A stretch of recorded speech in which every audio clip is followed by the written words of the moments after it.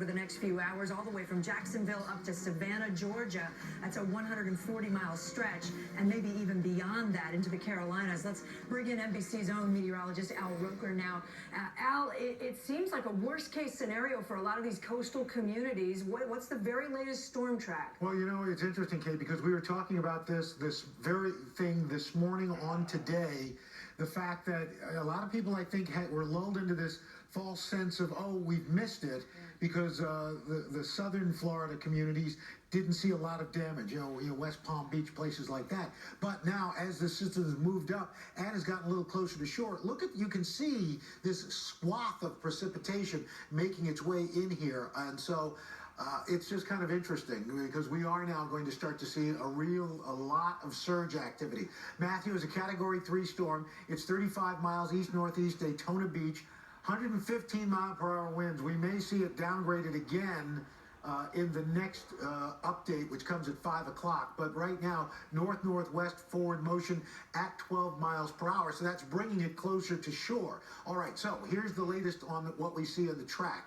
And this is where things have changed in the last several hours. So Daytona Beach, it's here. By Saturday morning, we're up around Charleston and comes very close to or makes landfall. This thing has not made landfall just yet, and then pushes out and continues to weaken as a Category 1 storm. Now we take it out into the weekend, into Sunday, and Monday and on into Wednesday, it starts to deteriorate, but it's coming back to the Bahamas as a tropical low, and could again re-affect southern Florida. So we're going to have to continue to watch this. In the meantime, here's what we are looking at. The storm surge. This is the big issue.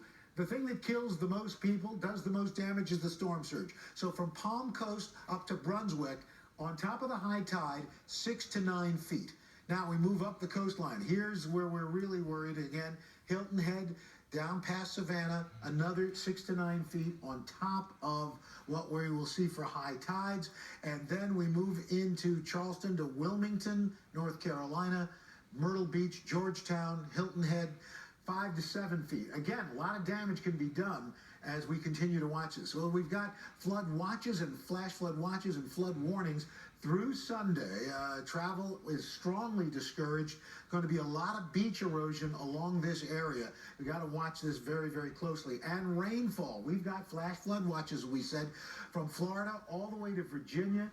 7.7 million people at risk. We're talking generally 5 to 10 inches, but locally between Jacksonville and Wilmington, we could be talking about almost a foot and a half of rainfall, Kate. So, and while that seems pretty rough, on top of that, these areas have already been pretty well inundated, so there's nowhere for the water to go. But I cannot stress enough this storm surge, how dangerous it is, and how deadly it can be, and that's what people have to worry about, especially from Jacksonville, Savannah, and Charleston over the next 24 to 36 hours. Al, can I take you back to basics again just for a second? You did this on the Today Show so well this morning, and I want our audience to share in that storm surge.